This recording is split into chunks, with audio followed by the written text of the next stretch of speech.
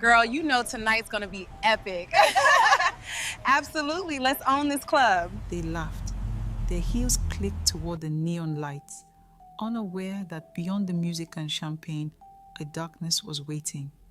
The gates of Bright Future University stood tall against the morning sun, its golden crest shimmering on the iron bars. For years, it had been the dream of many families, a place of prestige, status, and endless possibilities. It was the school where the sons and daughters of the wealthy polished their futures, where the privileged met their kind, and where the few from humbler backgrounds struggled to prove they belonged. Among the thousands of students who roamed its bustling campus, four girls quickly rose to prominence: Jennifer, Clarissa, Precious, and Ivata. Their names carried weight in every hostel, classroom, and canteen. Not because they came from money, but because they had mastered the art of looking like they did. Jennifer was the leader of the group, bold and charismatic, with a sharp tongue and eyes that gleamed with ambition. Clarissa, her closest ally, had a way of laughing that made boys linger and a confidence that seemed unshakable. Precious and Ivata, on the other hand, were daughters of pastors. They had been raised with sermons, choir rehearsals, and curfews.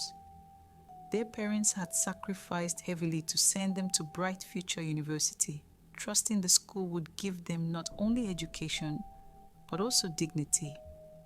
But the campus was a different world. It was a place where girls with sleek wigs and glossy handbags commanded respect, and where boys with flashy cars were kings.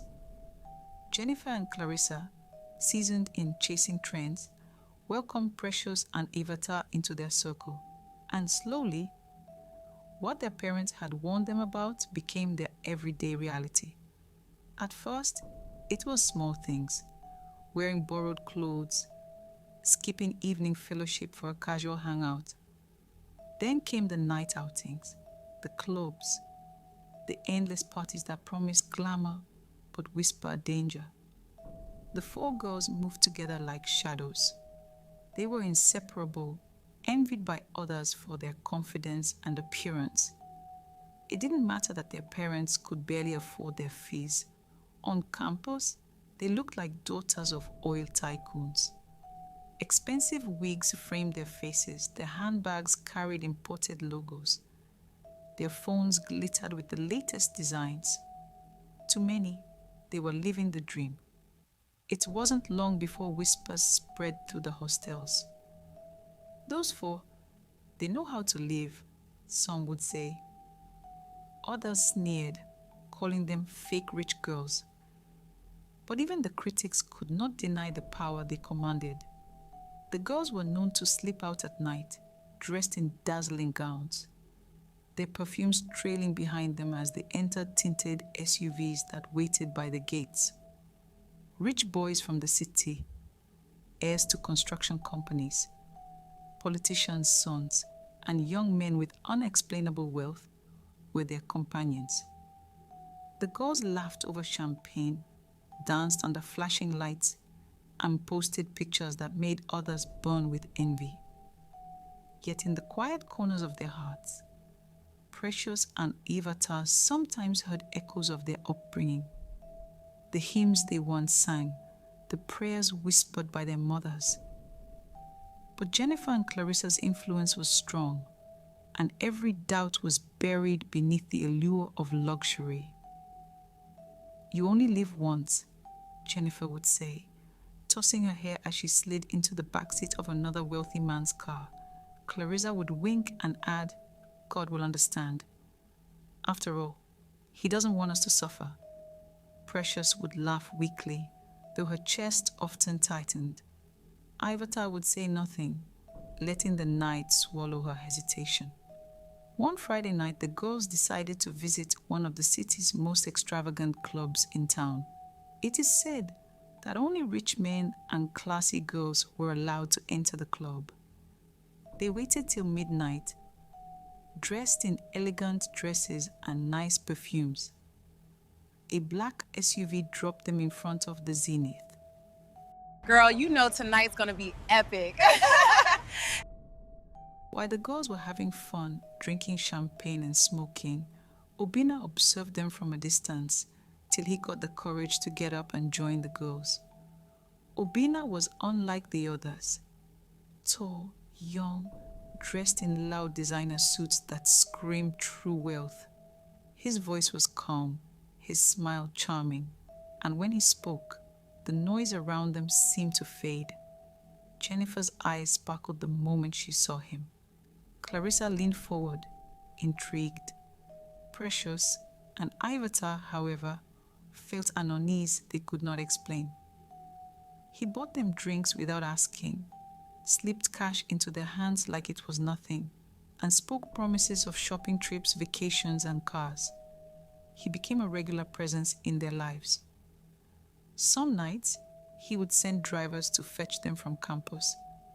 Other times, he would personally arrive in his black Range Rover, the leather seats smelling faintly of imported cologne.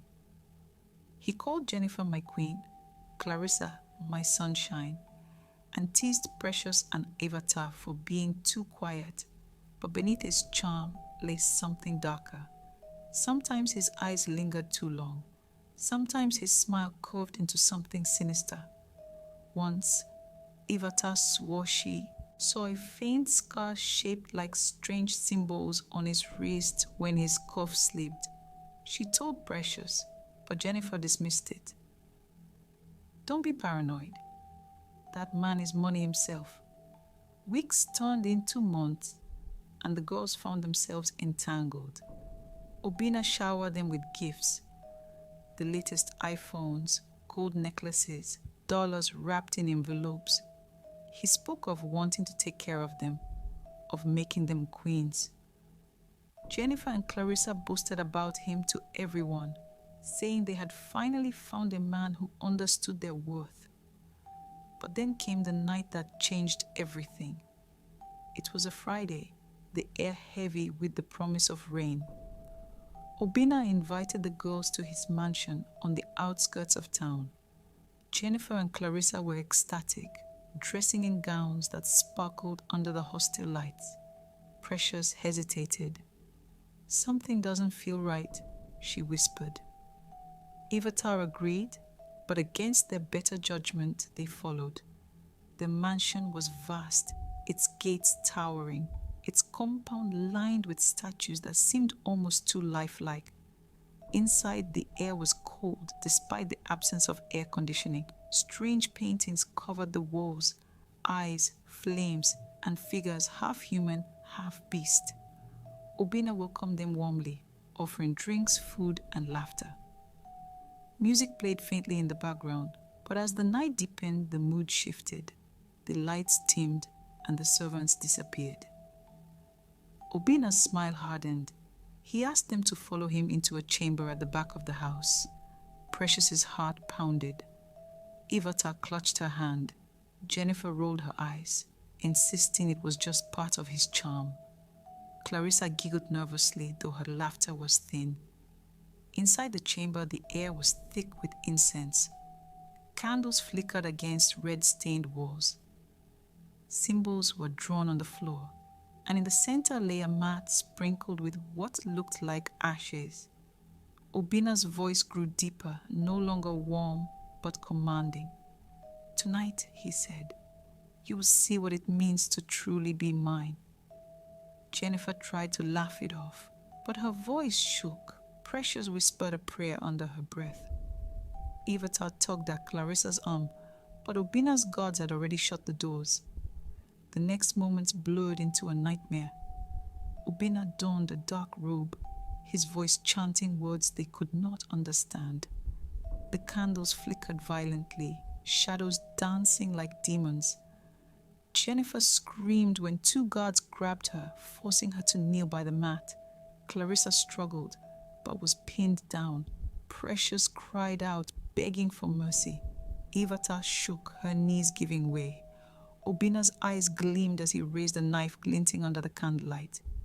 He spoke of power, wealth, and blood. Jennifer tried to fight, but her voice was drowned by the chanting of his men. That night, two of the girls did not walk out alive. Clarissa and Precious's screams pierced the air, then faded into silence. Their blood was spilled into the symbols on the floor, sealing whatever darkness Obinna worshipped. Jennifer and Ivatar survived, dragged out of the chamber, their bodies trembling, their souls shattered. Obinna spared them not out of kindness, but because fear made them useful. "Go," he said coldly, "and remember what happens to those who turn back." Back on campus, the once glamorous fours were now two broken souls. Jennifer no longer strutted with pride. Her laughter had died. Ivatar wept through the nights, haunted by Clarissa and Precious's final cries. News spread that the girls had withdrawn into themselves, but no one knew the truth. Who would believe that behind the glitz of expensive clothes and late-night outings lay a horror too deep to name? Jennifer eventually found her way to a church, trembling as she stepped inside. Ivatar followed, her tears soaking the altar. They cried for forgiveness, for mercy, for peace. Slowly, they began to rebuild their lives. Those scars remained. Their story lingered on Bright Future University's campus like a ghost. Some whispered about them in hostels. Others pointed fingers. But the truth, though hidden, was clear. Not every glittering path leads to gold. Jennifer and Ivatar lived with the memory of Clarissa and Precious, a constant reminder of the price of chasing shadows. And so their story remains, a warning to every young soul tempted by fast wealth and glamour. Not every door that opens is meant to be entered. Not every smile hides love. And sometimes, the cost of luxury is life itself.